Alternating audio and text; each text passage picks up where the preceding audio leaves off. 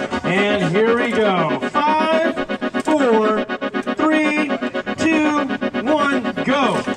On course now, our Cat 2-3 category. Hey guys, welcome back. This is Matt at Cassette Cycling. I've got a really good one for you today. This is the King and Queen of Crit. It's put on by Major Motion, otherwise known as the Hughes Parkway Crit, which I believe has been going on and off since the 1960s, which is pretty cool. This is the 2-3 race, and we are going to dive right in. All right, so first up, we've got some race stats for you. This was a 48-minute and 57-second long race. I averaged 290 watts and normalized that at 327. Max power, 1209, and our average speed was 27.8. My heart rate was 160 BPMs for average and peaked at 181. And this was a pancake flat course, my absolute favorite. So 0 feet of elevation gain, and we covered 22.64 miles. All right, let's talk about the course for a minute. We just went through corner 3, and we are approaching corner 4. And as you can see in the top right-hand corner, the wind, we have a bit of a kind of a cross headwind through this section. The back straightaway, that wind definitely played a major factor. I think that was the toughest part of this course, honestly. So here's the start-finish straightaway, and this was generally pretty fast because we had that tailwind. And I would say most of these corners were not terribly difficult, and they were pretty soft, actually. I think the only true 90-degree is corner 2. And as we make our way to corner 1, something that was very interesting about this day was that there was a bunch of crashes, unfortunately. Thankfully not an hour race, but I think the previous race before ours was the Masters 35 plus 1 through 3, and I think they had 3 crashes. But before I left here, I think there had been like 5 or 6 crashes total, maybe more. I think there was even 1 or 2 that happened in the pro field. I'm not really sure why, what the reason is for that, because this course on paper reads real easy. There's more than enough road to work with. There's really no pinch points or bottleneck sections. I was just kind of mystified as to why this was. And definitely not going to lie, I think when you hear about crashes happening in prior races to yours, it definitely doesn't get you in the best headspace. So I was real nervous because of that. Definitely a little bit more on edge than normal.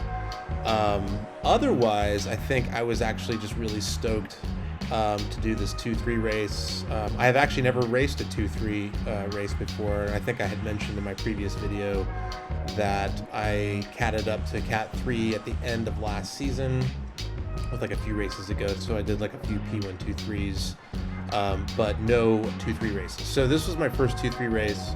I was expecting things to be real fast. And I think given how flat the course is and how relatively easy it is, I was surprised that we weren't actually faster. But there is a reason for that, and I will get to that shortly. Before I do, I just wanted to highlight some of the teams that we were here racing against. I personally had 3 of my teammates that I was racing with. We've got Lance, our team captain. We got Edgar on the left and Daniel on the right.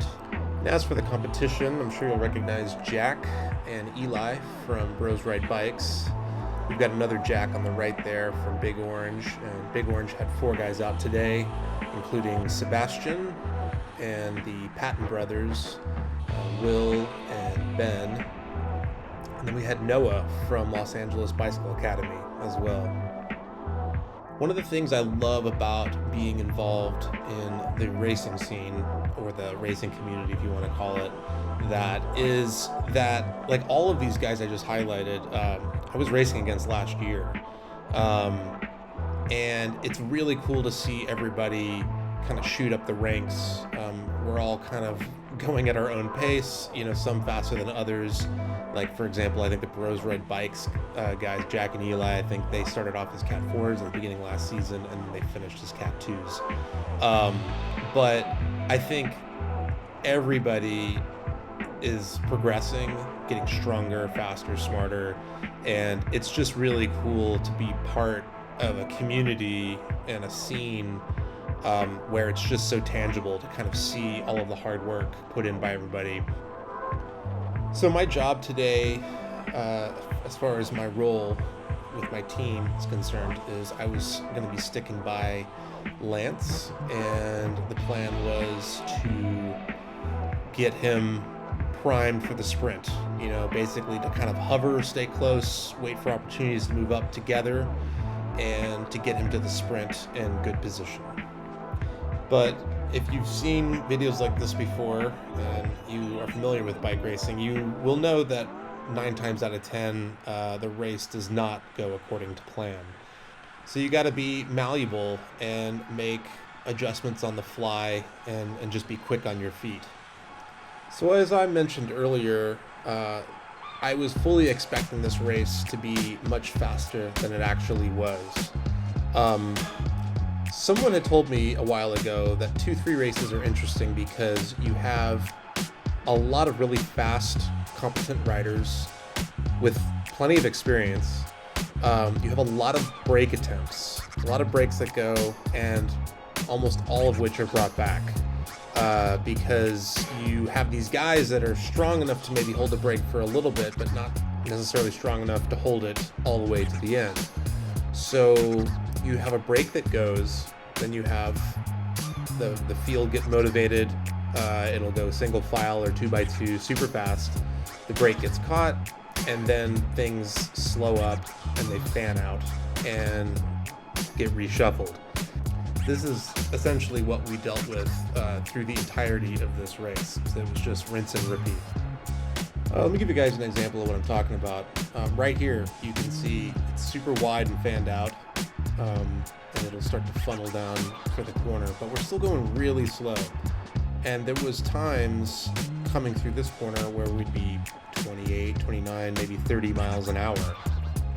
This is kind of more what I was expecting for this race today, where it would be single file, we'd be doing 28, 29 miles an hour. I mean, this is into a headwind here, and yeah, we're over 30 miles an hour. But when it's this fast, it feels much safer, which I know doesn't seem like it makes sense, but trust me when I say that. It actually is smoother, it's more fluid, you just feel much more in control. And here we are on that back straight again. We're doing just shy of 28 miles an hour. And just the previous lap, we were over 31. And you can see the difference. People are soft pedaling. They're 4 or 5 guys wide on the inside there. In the pro field, you'll see teams dedicated to keeping the pace high in the front. Team Legion does this really well. They will literally be running a train on the whole field on the front, keeping everything hot and fast, but it keeps things smooth and fluid the whole way. Yeah, it makes things much harder as far as like overtaking positions and things like that, but I don't know, if I had my preference, I just would rather not deal with this fanning out and reshuffling like that we were dealing with all day today in this race. So you'll notice that there's a 2-man brake that's gone in the front, and I recognized immediately that my teammate was in this brake, and so I got myself to the front, and I wanted to try to control the pace of the field and see if we could create a gap so I could keep my teammate away. This is something that's been really exciting to me, joining a team. These kinds of tactics are what I've been wanting to work on. When you're racing solo, it's you don't have the option for this. But now all of a sudden, when you have teammates, you can run plays like this. Even if this was not planned, this is something that's happened organically, and so I wanted to jump at the opportunity, and so I got myself on the front to see if I could help my guy get away. So my buddy Sebastian from Big Orange, he had me figured out pretty quick and definitely wasn't having it, so you just saw him come around me there, and that was the end of that. But definitely exploring these kinds of tactics further as we go race by race. This is something that's super exciting. I'm really interested just to continue to dive deeper into this world. I think it's what makes the sport so beautiful. It makes it incredibly complex. I definitely didn't give it enough credit when I first started, because I just always thought it was like, oh, well, the fastest person's going to win. And that's not the case. There's a lot of moving parts.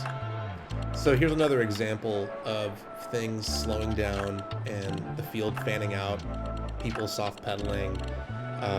I just really don't like when situations like this come up because it just feels twitchy. It doesn't feel smooth. You got guys 6, 7 wide across the road. There's just a lot of things that could happen here, especially if it gets fast again, and people start funneling into line. So yeah, I think this is what I don't like, and I would prefer not to be dealing with. Faster is absolutely preferable to a situation like this.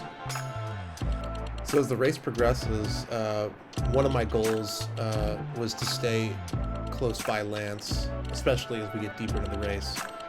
Just wanted to make sure that we would be able to effectively communicate, and I would be able to help move him up when the time presented itself, when the right opportunity arose. So these things aren't necessarily easily executed, especially when the race is ever changing.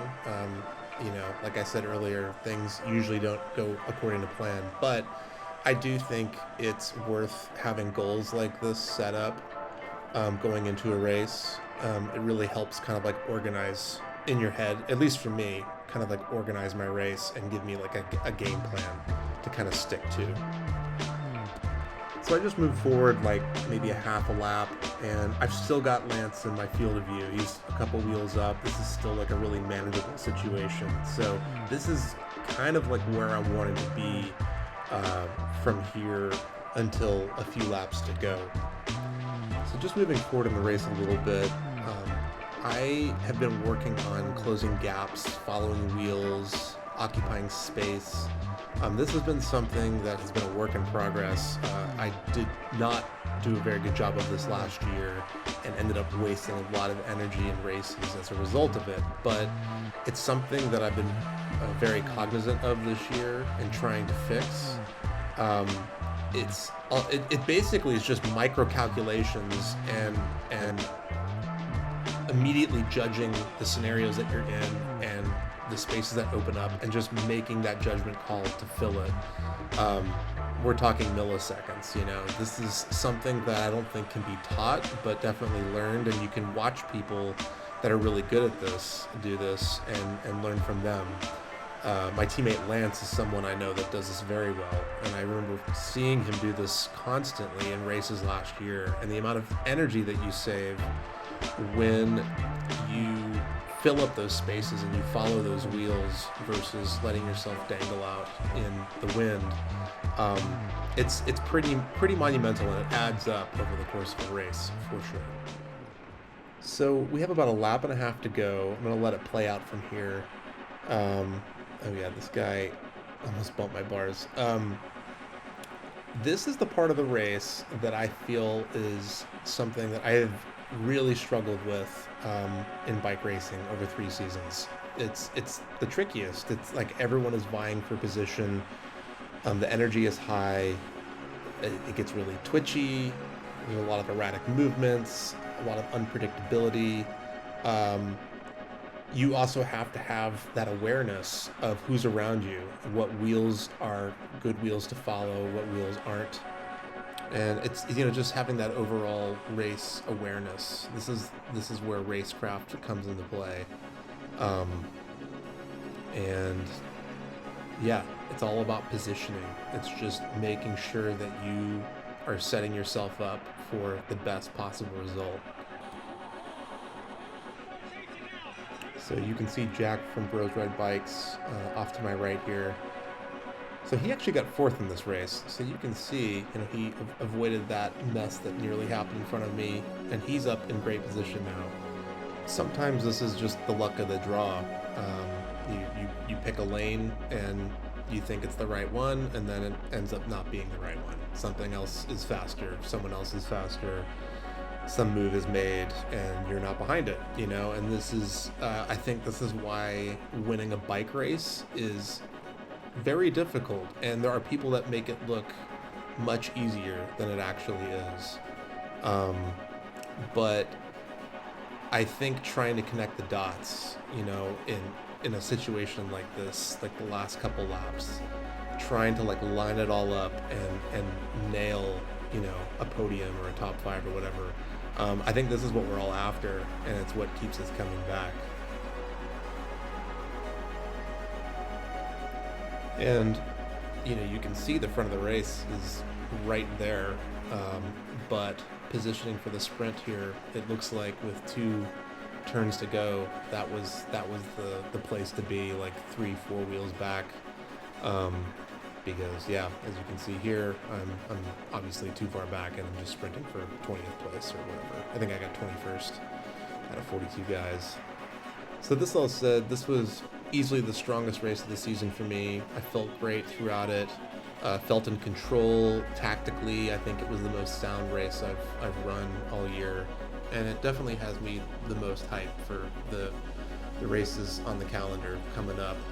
I think the momentum is headed in the right direction, and I'm gonna just try to build on this and take what I've learned today and move that into future races. So that's it, gang. I'll see you in the next one.